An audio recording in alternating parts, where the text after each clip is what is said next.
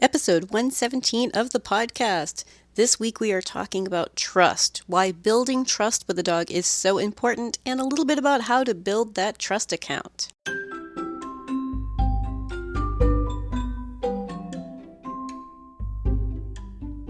You're listening to the Creating Great Grooming Dogs podcast. I'm Chrissy Newmeyer-Smith. I'm a certified professional groomer, a certified behavior consultant for canines, a certified professional dog trainer, and the owner of Happy Critters in Nashua, New Hampshire. And this, my friends and colleagues, is the podcast where grooming and training meet. Today I want to talk about trust, and I want you to think about it as a trust account. Now, imagine that you and this particular dog, whether it be a customer's dog, your own dog, but you and this dog are going to be working together on a regular basis for the dog's lifetime. And this is really pretty common for groomers and for vets, for daycares, for pet sitters, right? I mean, there are a lot of dog businesses where we work with that dog their whole life. As a dog trainer, it's not as common. Unless they're involved with dog sports, but most of the time dog training is kind of a, hey, let me know if you have additional problems down the road, but you graduate, But I want you to think about from a grooming setting or a veterinary setting, we kind of want these dogs for their life. We want them to be thinking that this is just part of their life, is that they come to us or we come to them, and this is something we do together. And if we start working on trust, that's really important. Now, I have some customers who are, I'm on an entirely different generation of dogs. And their last dogs, I groomed most of their lifetime, and then they passed away, and another generation of dogs who are now kind of in midlife, right? And part of what builds those long-term relationships is our relationship with the people, but it's also the relationship with the dogs. Because I'll tell you, it's more than the price. It's more than location or convenience or how beautiful the grooming is. Now, those are all things that seem really important. Those are kind of things that people shop for. They're like, well, price and convenience and a really nice grooming and, the location. Is it at my house? Is it at a shop? Blah, blah, blah, blah, blah. Is it on the way to work, right? But it's the relationship that's really, really important. Now, I will say some owners are actually shopping for that. Some owners are shopping for a relationship. Some owners are thinking ahead of time to, well, wait a minute, I really want my dog to like grooming and I want my dog to feel safe. And some of my customers, my own customers, are kind of really nervous Nellies at first. They're like, oh, well, I need everything to be perfect. And they've really researched their dogs. I mean, these are unicorn customers. We want these customers. They're awesome, right? So the part about relationship, now it's also what really sells it, is trust. They want to feel secure about bringing their dog, their family member, to the groomer, to the vet, to the daycare, to the pet sitter, right? They want to know that our relationship with their dog is something good. And it's huge, okay? They see how their dog responds to us. They see how their dog responds to the environment. And they might not realize that that's what they're noticing, but they notice, okay? Now, we all get the occasional customer who's like, oh, yeah, he hates the groomer. Because for 2 days they've been saying, you're going to get groomed. And then they laugh at him when he comes home. Like, you got shaved down again, right? We see these people once every 6 months. That's not who we're talking about, right? But most of the time, people notice if a dog is really kind of scared and cautious and we can warm them up a little. People notice if when they dropped off, the dog was a little nervous and when they went home, they were playful. People notice that stuff. It's part of our trust with these owners. They want to see their dog being relaxed with us. And working with dogs to build trust is great for business. Now, I know I tend to go for what it does for the dog point of view, because naturally I'm all about behavior. But I know sometimes that's a hard sell for us as groomers. So sometimes we're working for somebody else. Maybe it's a supervisor or a business owner, or maybe it's someone who's not a groomer at all, but we're trying to relay, this is why I think the behavior component is important, because if I can build trust with this dog and I can work toward better behavior throughout this dog's lifetime, that's good for business. So sometimes you can even word it that way. This is good for business. This is going to affect our bottom line, because I'll tell you what, these people, the people whose dogs turned a corner, and now they're like, hey, yeah, hey, my groomer's here. Like, I want to play with my groomer a little bit, even if they don't love grooming, right? The fact that we made progress with those dogs, great for business, because those owners tell everybody. Those owners tell their vet. And the dog that we work on trust with, that we work on trust and that we work with to help them be more comfortable with grooming are often better at the vet's office. I mean, if you're a veterinarian or veterinary staff, they're better for you, but now they're also better for their owners. If we can relay this information to everybody, like, hey, let's just relax and help them be calm, comfortable, and cooperative. I know you hear it a lot. But if we return to calm, comfortable, cooperative, that's something that owners can easily identify. They might not identify stress or anxiety, but if we're like, was he calm, comfortable, and cooperative or not? And they can identify that. So we're actually helping this dog be better for care in general, even when it's beyond our own business, even when it's beyond what we're doing for grooming or what we're doing at the vet's office or what we're doing at home when we're doing nails at home or eye medications or whatever it is. If we're spending time with it, putting some trust in there and building a trust account, it's going to help with all of it. So I'm going to give you a couple of examples. I have a new customer with 2 Bichons, and one of those Bichons has had some back surgeries and some back issues, and she had become very, very nervous about doing her nails, and that's when I met them. So now we're post-surgery, back problems that are going to be continuing because she just wasn't built very well. One of those Bichons you can imagine with like the front legs are shorter than the back legs, just not built very well, right? She's going to continue to have back problems her whole life, and trying to figure out how to help her relax for this and trust me that she doesn't need to go over the top. We're going to be able to trim your nails in the most comfortable way for her. And my owners, I think this was our 4th grooming with them, noticed right away that the dogs are like happily greeting me. I don't need someone to pass the dog to me. I walked over to their doggy bed and picked her up. There are 2 dogs, but each of them walked over to the doggy bed when I was all set up, picked them up, brought them into the kitchen, started doing my groom, played with them after. There was never anything stressful about it. And that was 3 to 4 grooms in. So when owners start to see that, that's when they realize this is why we put time into teaching trust. This is why it's important. We want them to trust us. We want that. They need to be able to understand that if they have an issue, we're watching for their responses and we're going to respond in a way that goes back to calm, comfortable, and cooperative. If you're enjoying this podcast, please remember to subscribe so that you don't miss any episodes, and tell all of your friends. How are we going to build our trust account? Right now we have an empty account, or maybe it's in the negative, but how are we going to build trust? And imagine that we want this as a savings account, okay? One of the first things we are going to do to be able to work on building trust is to establish with owners that we have a safety policy for when behavior problems happen and talk to them about it before any behavior problems. This is one of the first things I do with customers. I don't book an appointment with anybody who isn't on board with my safety policy. And that's what I call it. It's a safety policy. Now, if this is your first time listening to the podcast, I believe it's episode 1. I definitely cover the safety policy in episode 1, but there are a bunch of other episodes where I cover the safety policy. But basically, it's a way of stating that if your dog has a behavior problem, whether it be aggressive or nervous or fearful or overly silly, I'm going to slow down my process and proceed as safely as possible because we are using sharp tools and I have to prevent injuries to your pet, right? That's the basis of it. And what that does is it sets us up for the discussion, right? Like, oh, wait, you guys use sharp tools? Yep, we do. And then it also states, I will charge for my time and your dog may not be beautifully groomed today. This is important because I need you to think in terms of the average dog, especially if you've never met this dog, is going to have a problem with some portion of grooming. Assume that they will and be prepared for it so that we're not stuck in a situation where I have to get this grooming done. Do you not understand? I need to get this grooming done. Oh my God, what am I going to do? Right? So that we're not in that situation.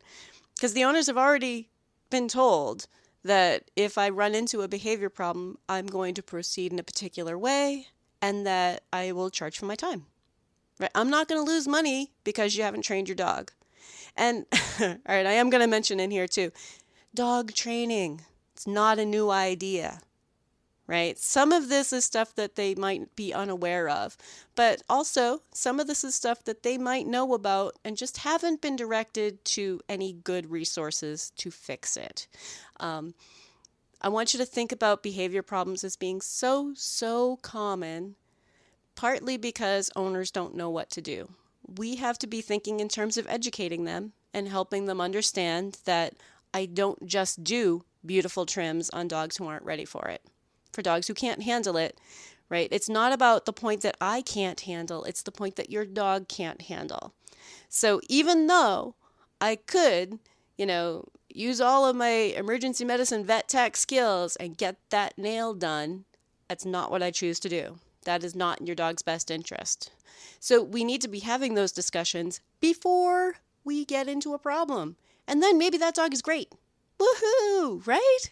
I mean, plenty of dogs have been groomed over and over and over again without any problem ever, right? Think about that. How neat is that? How rare that they're just like, yeah, sure, whatever. Never had a problem in my life. But for us to be thinking ahead of time so that when a behavior problem happens, we are not feeling pressured to get the job done because the job has changed, right? I want you to think about that. The job has changed. The behavior problem crops up. The job is now different. It's now no longer, can you make him look like the picture? It's more about how much can you get done? What are the most important things to get done? And how can we work toward a dog who will let us take care of him like the picture? So, safety policy is the first part. Now, once we get a dog in our hands, whether that be walking through our shop door, or we walk into their house, or they step into our grooming van, or into our animal hospitals, from that moment, I want you to constantly be thinking, calm, comfortable, and cooperative. Is this dog feeling calm, comfortable, and cooperative to you? And it's something that owners are really easily able to pick up on. It's much easier than identifying stress. If I say, does this dog seem stressed to you, right? Somehow that can become very muddied. But if I say, does this dog seem calm? Most of the time people are like, oh no, I wouldn't call him calm. But I don't think he's stressed, Like, okay, right? But if we are constantly thinking about calm, comfortable, and cooperative, right? What we're looking for is when it changes from that. When does this dog lose some of that cooperation? Right? What is happening in that moment? When does that dog look uncomfortable? What is happening in that moment? And what can we do to help them return to calm, comfortable, and cooperative, and noticing it before it becomes a problem for us? And what I mean by that, let me give you an example. If I am picking up a back foot and holding that foot and line up the nail clippers and that dog wiggles, I'm going to give them the chance to get their balance. That's my first thought, is that physically there's something about this ankle that I'm holding at that seems uncomfortable. I'm going to try to give them a way to be comfortable. And often that is enough. But what do we tend to do, right? We tend to grab hold tighter or just continue because you know what? We can do it on a dog that's foot's bouncing. Yeah, of course I can trim nails on a dog whose foot is bouncing around out in the air. But I'm trying to think about this dog's comfort level. And because I spend time thinking about their comfort, and I let them adjust, and I try something a little bit different, or I modify what I'm doing. Maybe I go from the clipper to the grinder, or vice versa, right? Maybe it's like, all right, well, let's try the other tool, or let's try something a little bit different. Because I try to help them be comfortable, what I find is that dogs will give you much more subtle cues that they are uncomfortable, instead of going way overboard and turning into a drama queen, right? The drama is because nobody listens, because nobody will stop until they go full-blown drama. So when we talk about trust, oh, trust is so exciting because now this dog is like, wait a minute, what if I just wiggle a little bit? Oh, she readjusted for me. And you know what? That is more comfortable, right? I know that's very anthropomorphic. We don't really know what's going on inside their head. But time and time again, if I try to bring that dog back to comfortable, they start being cooperative again, right? How cool is that? But we're building trust. And the reason for building that trust is so that they don't feel like they have to go crazy on us if like a brush hits a mat, right? Brush hits a mat and they're suddenly like, "Row, row, row, row." I don't get that with dogs that have learned to trust me. Because if they do a little, like that's enough. You might not have even heard that on the radio, right? Like, like that might not even come through your speakers. But that is enough for me to say, oh, are you okay? Let me take a look. And also, the trust has to be there so that when we are returning them back to calm, comfortable, and cooperative, that's part of the process too. For them to think, okay, I told you that I was nervous, and now we're returning to calm, comfortable, and cooperative. They start learning that as a system, right? I was a little nervous, now I'm going to be calm again. I was a little nervous, now I'm going to be calm again. Right? Instead of, I was a little nervous, I'm still nervous, I'm continuously nervous, oh my God, oh my God, oh my God. Right? We want them to be calm and to trust us because someday it's going to be something that does hurt. And I want that dog to trust me. And one of the things that owners get wrong is that owners just stop if a dog's like, hey, I'm uncomfortable. And they're like, I don't want you to ever feel uncomfortable, baby. I'm just going to stop. And so sometimes that's what we get in the grooming shop or at the vet's office is dogs that don't know how to cope with stress. They're like, I said I was stressed. You're supposed to let go. I've never been taken beyond that point. No one's ever helped me calm down and continue. So, for instance, my own dogs, I mean, I have border collies, so it's not like they're getting, clipper work all over or scissor work all over, but, they're still dogs who get grooming and brushed and quite often. But if I reach and touch one of their ears and hear a little, right? Like that to me is now, okay, we need to calm down and I need to take a closer look, right?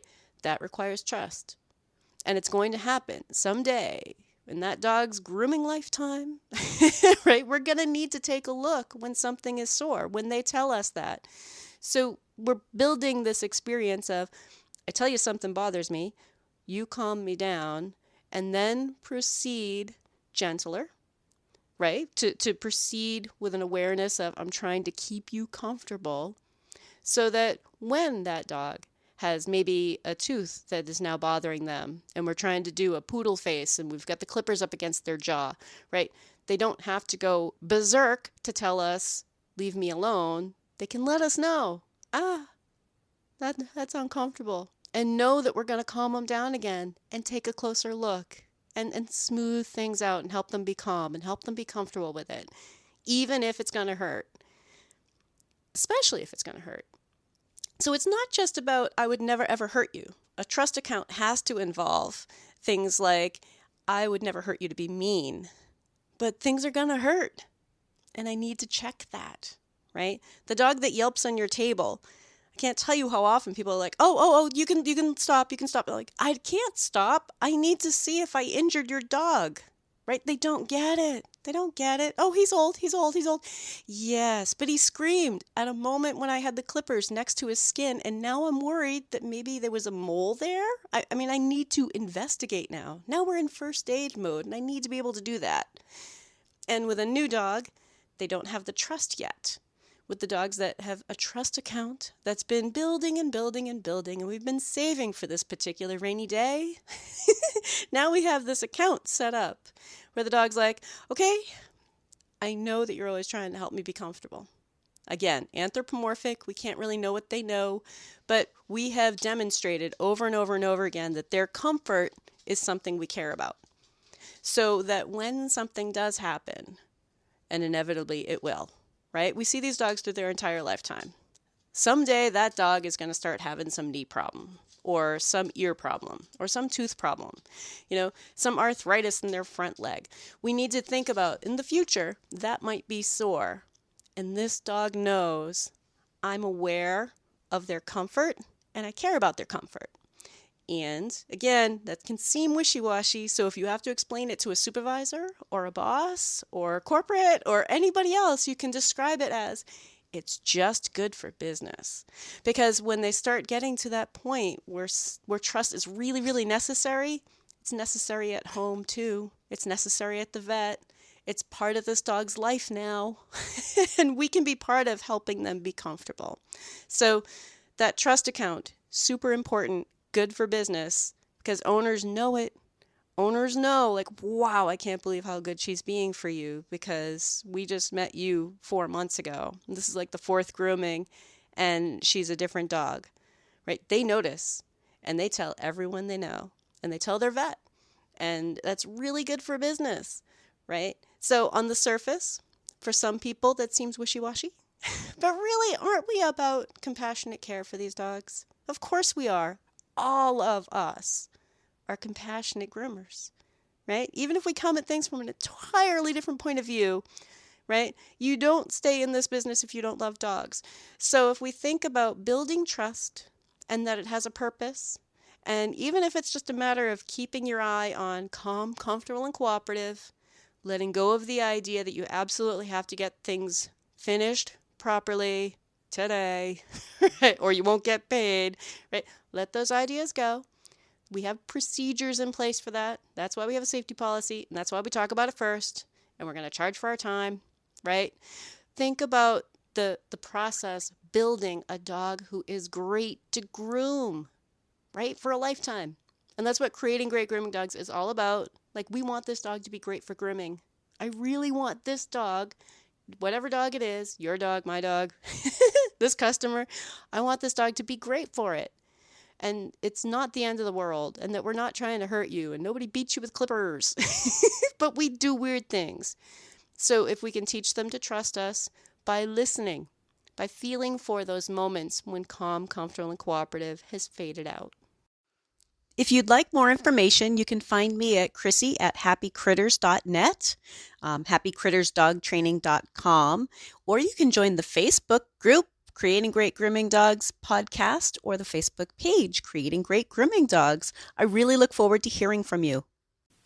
If you're ready to go beyond the podcast, and I hope you do, I've made it really easy for you. If you go to creatinggreatgroomingdogs.com and click on your next step, you'll see all of the options. There's the Scholar Lounge community, there's the Modern Grooming Professional certification, there's Master Canine Stylist and Professional Canine Stylist diploma testings, there's the Behavior Lab for coaching and private one-on-one sessions with me, and of course, the Master Groomer Behavior Specialist program. So go to creatinggreatgroomingdogs.com and click on your next step.